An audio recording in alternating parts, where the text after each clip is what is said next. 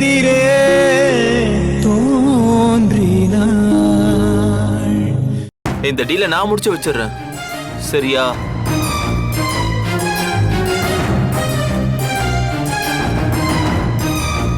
சரி, நான் வீட்டுக்கு வந்துட்டேன்.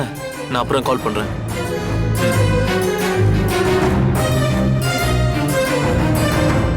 What happen Anitha? ஏன் இவ்வளவு டென்ஷனா இருக்க? இத பத்தியோ ரொம்ப டீப்பா திங்க் பண்ற மாதிரி இருக்கு. எனக்கு இந்த வீட்ல ஒரே டென்ஷன் யாரு? எல்லாமே அந்த சக்தி தான். கண்ணுல விழுந்த தூசி மாதிரி அப்படியே உறுத்திக்கிட்டே இருக்கா. நான் சிவா கூட என்னதான் ஹாப்பியா இருக்கணும்னு நினைச்சாலும் ஏதோ ஒரு ரூபத்துல அவ எனக்கு இடைஞ்சலாவே இருக்கா. அந்த சக்தியை மட்டும் எப்படியாவது சிவா லைஃப்ல இருந்து ஒளிச்சு கட்டியே ஆகணும். அந்த டென்ஷன்ல என்னால சரியா கூட யோசிக்க முடியல. நீயே சொல்லு, அவளை இந்த வீட்டை விட்டு துரத்துறதுக்கு உன்கிட்ட ஏதாவது நல்ல ஐடியா இருந்தா சொல்லு. அவ்வளவுதான் விஷயமா? டோன்ட் வரி அனிதா, அந்த சக்தி உனக்கு மட்டும் இல்ல, எனக்கும் தலைவலிதான். ஆனா இந்த விஷயத்துல கண்டிப்பா நான் உனக்கு பெருசா ஹெல்ப் பண்றேன். தேங்க்ஸ் சந்தோஷ். அனிதா, என்கிட்ட ஒரு நல்ல பிளான் இருக்கு. இதை மட்டும் நீ கரெக்டா எக்ஸிக்யூட் பண்ணிட்டேனா சிவா இப்ப இருக்க கண்டிஷனுக்கு செம்மையா ஒர்க் அவுட் ஆயிடும். அந்த அளவுக்கு அப்படி என்ன பிளான் சந்தோஷ்? யூசுவலா ஒருத்தவங்களுக்கு ரொம்ப பிடிச்ச சென்டிமெண்டலான திங்ஸ அவங்க கண்ணு முன்னாடியே யாராவது ஒரு தேர்ட் பர்சன் டேமேஜ் பண்ணா அவங்க ரியாக்ஷன் என்னவா இருக்கும்? அப்படி irresponsible-ஆ யாராவது பண்ணாங்கன்னா அந்த இடத்துலயே அவங்கள ஓங்கி அறையணும் போல இருக்கும். சூப்பர். யாருக்கா இருந்தாலும் சைக்காலஜிக்கலா அப்படிதான் தோணும். ஓகே, நீ இப்ப சொன்னதுக்கும் சக்தியை டார்ச்சர் பண்றதுக்கும் என்ன சம்பந்தம் இருக்கு? நான் சொல்றத மட்டும் கவனமா கேளு. சிவாவுக்கு பிடிச்ச சென்டிமெண்டலான திங்ஸ எதையாவது நீ டேமேஜ் பண்ணிட்டு அத சிவா பாக்குறப்ப சக்தி டேமேஜ் பண்ண மாதிரி நம்ம போர்ட்ரேட் பண்ணணும். அப்படி மட்டும் நடந்துட்டா மொத்த டென்ஷனையும் சிவா கண்டிப்பா அந்த சக்தி மேலதான் காட்டுவான். இந்த மாதிரி தொடர்ந்து நடக்கிறப்போ அந்த சக்தியை வெறுத்து போய் துண்ட காணோம் துணிய காணோம்னு தெரிச்சு ஓடிடுவா. சந்தோஷ், நீ உண்மையிலே வேற லெவல் போ. பெரிய பெரிய பிளான் எல்லாம் இவ்ளோ அசால்ட்டா திங்க் பண்ற சான்ஸே இல்ல.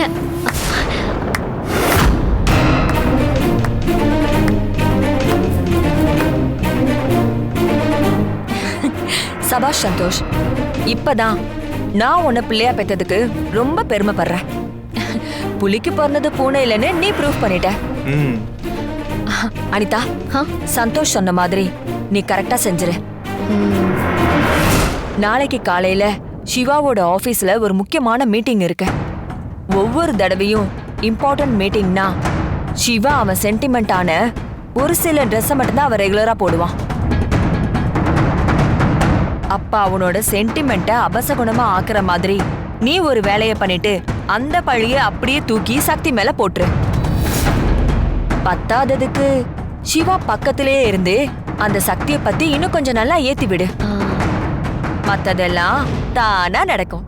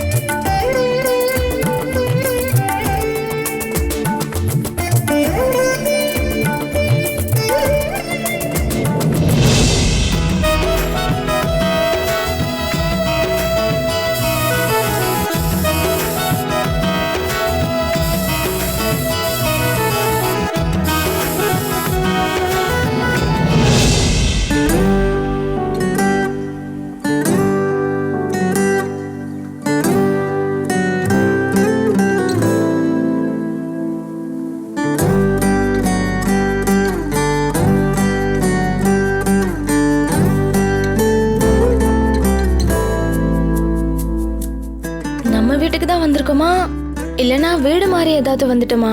ஆபீஸ் போயிட்டு எப்பவும் வீட்டுக்கு வந்தா ஏன்டா வீட்டுக்கு வந்தோன்னு தான் ஃபீல் ஆகும். இப்போ என்னடானா மைண்ட் ரொம்ப ரிலாக்ஸா இருக்கிற மாதிரி ஃபீல் ஆகுது. அத்தை இருக்கிற சுச்சுவேஷன்ல கண்டிப்பா இதெல்லாம் பண்ணிருக்க முடியாது. அப்புறம் எப்படி இந்த மேஜிக் நடந்துச்சு? யார் பண்ணிருப்பா?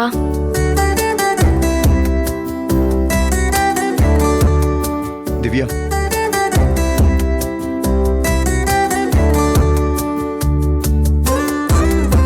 நீ ரொம்ப டயர்டா வந்திருக்க. ஃபர்ஸ்ட் இந்த டவலை வாங்கிக்கோ. ஃபேஸ் வாஷ் பண்ணி ரெஃப்ரெஷ் ஆயிட்டு உனக்காக நான் ஸ்பெஷலா போட்டுட்டு வந்திருக்கிற இந்த காஃபியை குடிச்சிட்டு உன்னை விட நான் நல்லா காஃபி போடுறேன்னு ஃபீட்பேக் சொல்லு. என்ன அருண் இதெல்லாம்? எல்லாமே ரொம்ப சர்ப்ரைஸா இருக்கு அருண். நான் உங்ககிட்ட இருந்து இதை கொஞ்சம் கூட எக்ஸ்பெக்ட் பண்ணல. என்னால இன்னும் இந்த ஷாக்ல இருந்து வெளியே வர முடியல. உண்மையிலேயே நான் ரொம்ப லக்கி தான் அருண். திவ்யா, நீ ஷாக் ஆனது வரைக்கும் ஓகே. ஆனா உண்மையிலேயே லக்கி நீ இல்ல. உன்ன மாதிரி ஒரு தேவதை எனக்கு ஒய்ஃபா கிடைச்சதுக்கு நான் தான் கொடுத்து வச்சிருக்கணும். ஸோ நான் தான் லக்கி திவ்யா. நீ அடிக்கடி சொல்லுவல்ல நான் சும்மா தான் இருக்கேன்னு. நீ சொன்னாலும் சொல்லலைனாலும் நான் நிஜமாவே சும்மா தான் இருக்கேன். நீயும் காலையில எந்திரிச்சு அவசர அவசரமா சாப்பாடு சமைச்சு வச்சு, அம்மாவுக்கு சுகர் இருக்கதால அவங்களுக்கு செப்பரேட்டா சமைச்சு வச்சு, எனக்கு ட்ரெஸ் அயன் பண்ணி வச்சுட்டு, அப்பா வேலைக்கு போறதால லஞ்ச் பேக் பண்ணிட்டு, அம்மாவுக்கு மாத்திரையெல்லாம் எடுத்து வச்சுட்டு, காலையில நீ சாப்பிடாம கூட அவசர அவசரமா கிளம்பி அரிபரியா போய் அங்க இருக்கக்கூடிய எல்லா டென்ஷனையும் பேலன்ஸ் பண்ணி, ஒர்க் லோடு ஜாஸ்தியா இருந்தா அதையும் செஞ்சு முடிச்சுட்டு, மறுபடியும் இங்க வீட்டுக்கு வந்து அப்பாவுக்கும் எனக்கும் ஒரு டின்னர் செஞ்சு வச்சுட்டு, அம்மாவுக்கு ஒரு டின்னர் சமைச்சு சாப்பிட வச்சுட்டு, எங்க எல்லாரையும் வயிறார சாப்பிட வச்சுட்டு, கரெக்டா நீ வாயில சாப்பாடு வைக்க போற நேரத்துல ஆபீஸ்ல இருந்து ஃபோன் கால் வரும். அப்புறம் நீ அந்த போனை எடுத்து மறுபடியும் பேசி முடிச்சுட்டு, கிச்சன்ல போய் எல்லாருக்கும் டீ காஃபி போட்டு, பாத்திரங்கள்லாம் கழுவி வச்சுட்டு நைட்டும் சாப்பிடாம தூங்க போவ. சரி, தூங்கும் போதாவது நிம்மதியா நீ தூங்குவியான்னு பார்த்தா, நைட் டைம்ல அம்மாவோட இருமல் சத்தம் கேட்டா உடனே பதறி அடிச்சுட்டு எழுந்து ஓடுவ. ஃபீலிங்ஸ் எதையுமே வெளிக்காட்டிக்காம இந்த குடும்பத்துக்காக நீ மிஷின் மாதிரி ஆயிட்ட திவ்யா. ஒரே ஒரு நாள், அதுவும் ஒரு நேரம் சமைச்சு வீட்டு வேலையை பார்த்து எனக்கே இவ்வளவு ஃப்ரஸ்ட்ரேஷனா இருக்குன்னா தினம் தினம் உனக்கு எப்படி இருந்திருக்கும்? நானாவது உன்னை புரிஞ்சு நடந்திருக்கணும். ஆனா நானே பல நேரங்கள்ல உன் மேல எக்ஸ்ட்ரீமா கோவப்பட்டு அதிக டென்ஷன் பண்ணியிருக்கேன்.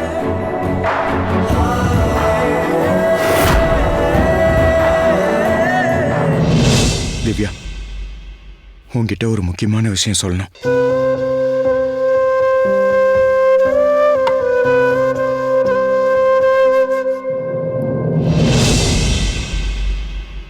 உன்னை இத்தனை நாளும் நான் ரொம்ப கஷ்டப்பட்டேன்.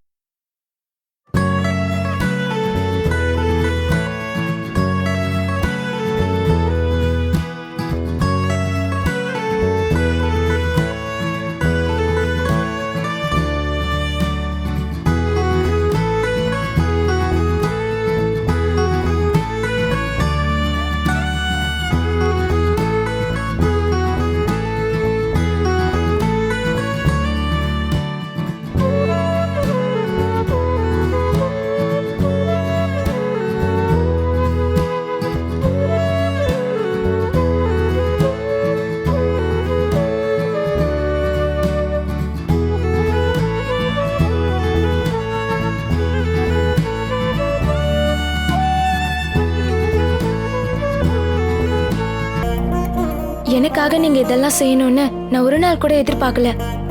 ஆனா ஒரே ஒரு humble request my dear husband. நீங்க என் உயிரில கலந்த சரி பாதி. அதனால என்னைக்கும் நீங்க எனக்கு மாரல் சப்போர்ட்டா இருந்தாலே போதும். அப்புறம் புருஷா, இன்னைக்கு நீங்க எனக்கு கொடுத்த சர்ப்ரைஸ் ரொம்ப ரொம்ப பிடிச்சிருக்கு. Love you Arun.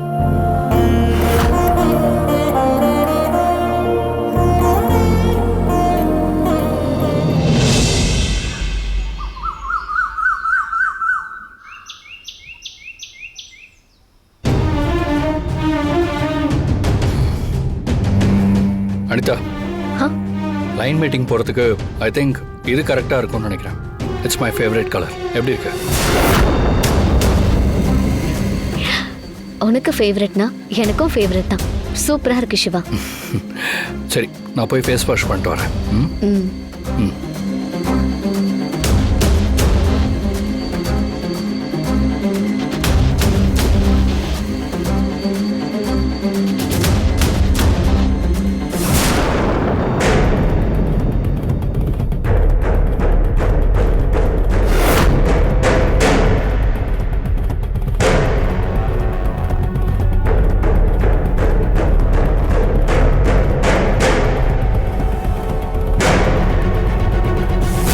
இவ்வளவு நடந்ததுக்கு அப்புறமும் இன்னும் அடங்க மாட்றாளே. இவ்வளவு ஏதாவது ஒண்ணு பண்ணணும்.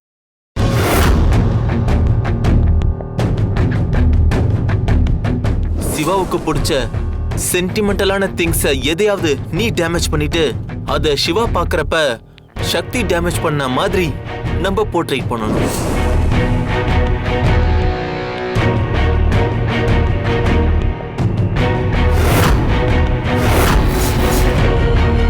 It's my favourite colour. எப்படி இருக்கு?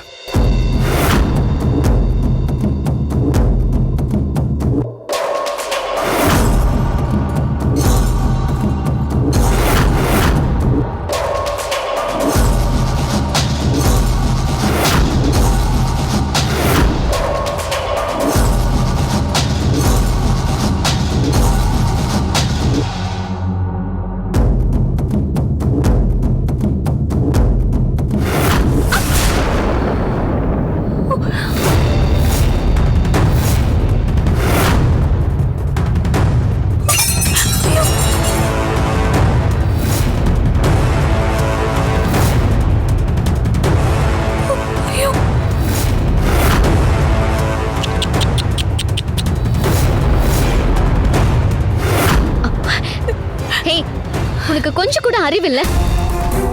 சிவா உன்னை திட்டினதெல்லாம் மனசுல வச்சுக்கிட்டு இப்ப நீ வேணும் தானே சட்டையில நெருப்பலி போட்ட. ஐயோ இல்லம்மா, அது தெரியாம தான் உங்க கால் தடுக்கி. ஹேய் சொல்லுடி, எதுக்கு போட்ட?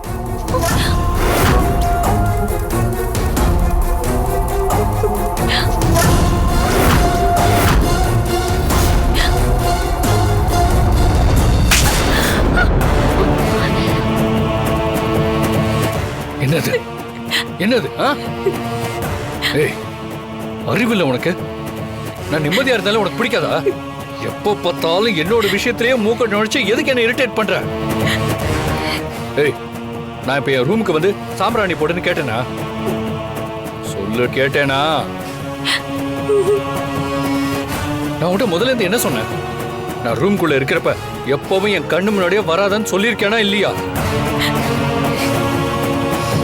சொன்னேனா இல்லையா? மறுபடியும் மறுபடியும் நீ என்ன சொல்றது, நான் என்ன கேட்கறதுன்னு உன் திமிரு ஏன்டே காட்டுறியா?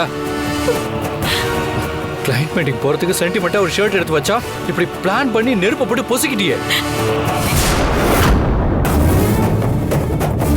இது ஏற்கனவே லேட் ஆயிட்டு இருக்குன்னு டென்ஷன்ல இருந்தா போதா குறைக்கு நீ வந்து என்னோட மொத்த வேலையை ஸ்பாயில் பண்ணிட்டல்ல.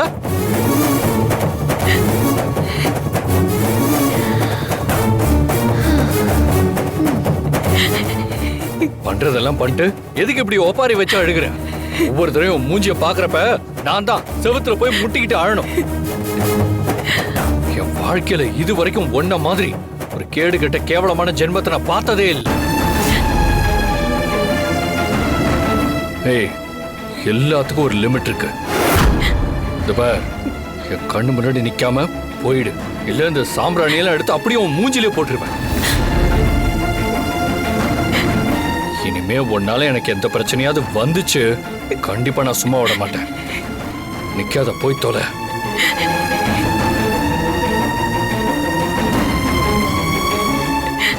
சிவா, நீ ஒவ்வொரு தடவையும் இந்த வேலைக்காரி பண்ற எல்லா தப்புக்கும் பனிஷ்மெண்ட் கொடுக்காம நீ திட்டி திட்டி பெருந்தன்மையா போயிடுற. அதனாலதான் இவளுக்கு கொழுப்பு கொஞ்சம் ஜாஸ்தி ஆயிடுச்சு. இவ கொழுப்பையும் திமிரையும் குறைக்கிற மாதிரி இவளுக்கு ஒரு பனிஷ்மெண்ட் கொடுத்தாதான் இனி உன்னோட விஷயத்துல தலையிடாம இருப்பா. பனிஷ்மெண்டா? இவளை நான் பாக்குறது எனக்கு பெரிய பனிஷ்மெண்ட். இதுல நான் எங்க போய் உட்காந்து இவளுக்கு பனிஷ்மெண்ட் கொடுக்கறது? சிவா, நான் உனக்கு ஐடியா கொடுக்கறேன் இவளை என்ன பண்றதுன்னு. இவளை பார்த்தாலே உனக்கு தேவையில்லாத இரிட்டேட்டிங் தானே தோணுது. தேவையில்லாத பொருள் எல்லாம் எங்க தூக்கி போட்டு லாக் பண்ணுவோம்? தேவையில்லாத திங்ஸ் எல்லாம் எங்க போடுவோம்? குப்பை பாக்கெட்ல இல்ல குடோன்ல தான் போடணும். கரெக்டா சொன்ன சிவா. அங்க வச்சுதான் இவளுக்கு நம்ம பனிஷ்மெண்ட் கொடுக்க போறோம்.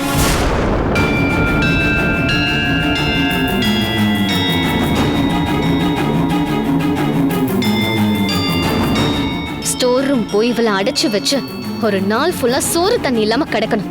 அப்பதான் இவளுக்கெல்லாம் புத்தி வரும். அனிதா, என்னாச்சு? ஏன் இப்படி கிடக்க?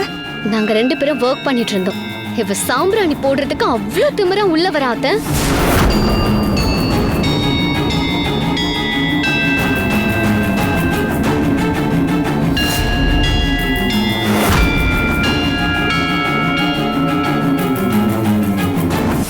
இது பாருங்க, நீங்க என்ன பண்ணுவீங்களோ ஏது பண்ணுவீங்களோ எனக்கு தெரியாது. அதை பத்தி எனக்கு கவலையும் இல்லை. ஆனா அந்த சக்தி கொடுக்கிற பனிஷ்மெண்ட்ல இனி என் பக்கம் இவ தலை வச்சு கூட படுக்க கூடாது. நீ பண்ண தப்புக்கு கண்டிப்பா பனிஷ்மெண்ட் அனுபவிச்சே ஆகணும். எப்படி என் ஷர்ட் கருகி பொசுங்கி போச்சோ அதே மாதிரி இன்னைக்கு முழுக்க சாப்பாடு தண்ணியே இல்லாம ஜெயில கிடக்கிற மாதிரி கிடக்கணும். அனிதா, நான் வந்து சொல்ற வரைக்கும் இவ ஸ்டோர் ரூம்ல இருந்து வெளியிலே வரக்கூடாது. மா, நீங்க போய் கீ எடுத்து அந்த ஸ்டோர் ரூமை ஓபன் பண்ணி வைங்க. நான் என் கையாலே போட்டுட்டு கீ எடுத்துட்டு போயிடுறேன். இல்லனா இந்த வீட்ல இருக்கிற யாராவது இவளுக்கு பாவம் பார்த்து டோரை ஓபன் பண்ணி விட்டுருவாங்க. சரி சிவா.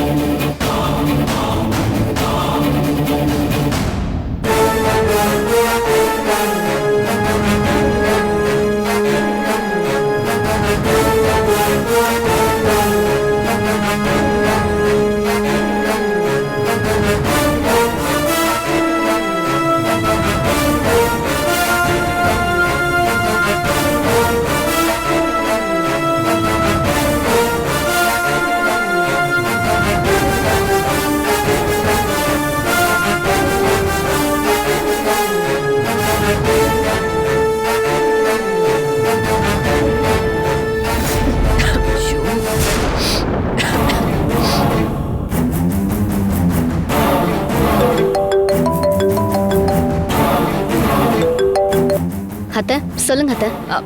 அனிதா, நான் குடோன் ஓபன் பண்ணிட்டேன். உள்ள ஏற்பாடு பண்ணிட்டேன். சிவா கிட்ட சொல்லு, அவளை தரன்னு இழுத்துட்டு வர சொல்லு. அதை பார்த்து நாம 2 பேரும் கண் குளிர ரசிக்கணும். ஓகே. சிவா, அத்தை குடோனை ஓபன் பண்ணிட்டாங்களாம். இவளை இழுத்துட்டு வர சொன்னாங்க. முன்னாடி பாக்குற வாடி. வா. சிவா சார், வேண்டாம் sir. Siva sir.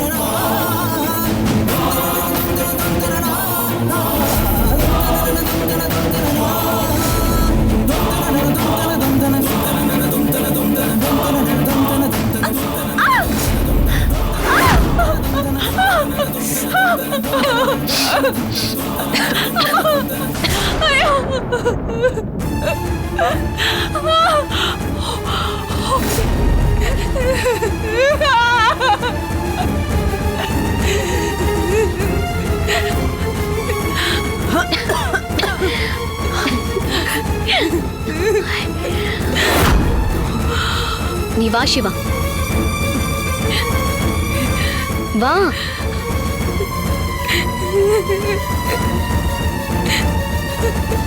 Siva sir. அத்தை, நம்ம ஏற்கனவே பிளான் பண்ண மாதிரி அந்த குடோன்ல எல்லாமே செட் பண்ணிட்டீங்களா? அனிதா, நம்ம பிளான் பண்ண மாதிரியே அந்த கபோர்டுக்கு மேல துருப்பிடிச்ச கம்பி, கண்ணாடி, போட்டோ ஃப்ரேம்னு எல்லாம் பக்காவா செட் பண்ணிட்டேன். அது மட்டும் இல்ல, அந்த ரூமுக்குள்ளேயே அவ அவிஞ்சு சாகணுங்கிறதுக்காக அந்த ரூமுக்குள்ள ஏகப்பட்ட மிளகா பொடியை தூவி விட்டுருக்கேன். அப்பா, இன்னும் கொஞ்ச நேரத்துல பாரு, அந்த மிளகா பொடியோட வாசனை தாங்க முடியாம அவளுக்கு நெறி அடிக்கும்.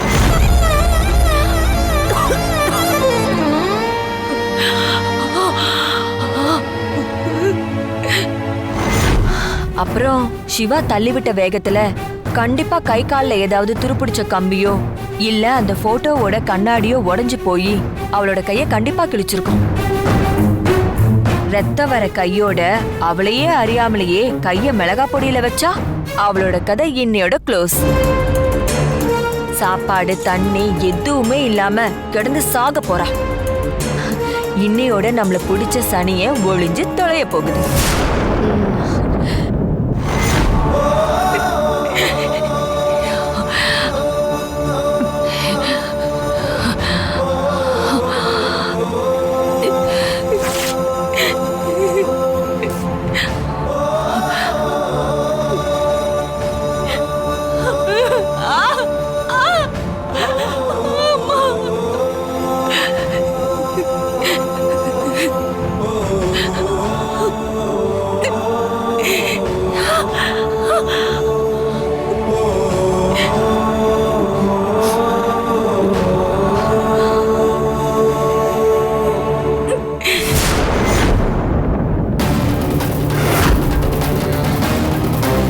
அண்ணா அண்ணா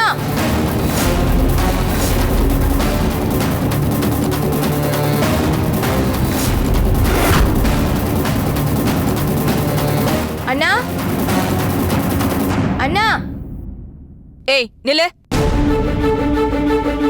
யாருக்கு யார் அண்ணன்? எனக்கு இருக்கிறது 2 பிள்ளைங்க தான். ஒன்னு சிவா, இன்னொன்னு சந்தோஷ். நீ எல்லாம் எப்பவோ செத்து போயிட்ட. செத்த உனக்கு நான் எப்போ காரியெல்லாம் பண்ணிட்டேன். இப்ப எதுக்காக ஏன் முன்னாடி வந்து என் உயிரை வாங்கிட்டு இருக்க? நான் சிவா அண்ணனை பாக்குறதுக்கு மட்டும்தான் வந்தேன். ஏய், சூப்பர் மார்க்கெட்ல பணத்தை திருநவன் பொண்டாட்டி எல்லாம் என் பிள்ளை சிவாவை பார்க்க கூடாது.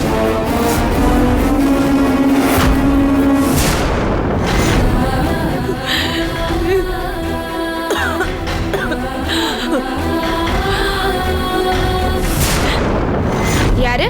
யார் திருடன்? ஏன் புருஷன் திருடனா? அடுத்தவங்க சொத்துல ஓசில உட்காந்து சாப்பிடுறவரு ஏன் புருஷன் கிடையாது. சொந்தமா உழைச்சு அதுல கிடைக்கிற காசை பொண்டாட்டி கிட்ட கொடுத்து அதுல குடும்பத்தை பாத்துக்க சொல்ற ஏன் புருஷன் எனக்கு கடவுள் மாதிரி. இன்னொரு வாட்டி என் புருஷனை பத்தி தப்பா பேசுனீங்க, அப்புறம் நீங்களும் அனிதாவும் சேர்ந்து பண்ண எல்லா திருட்டு வேலையையும் நான் சிவா அண்ணா கிட்ட சொல்லிடுவேன்.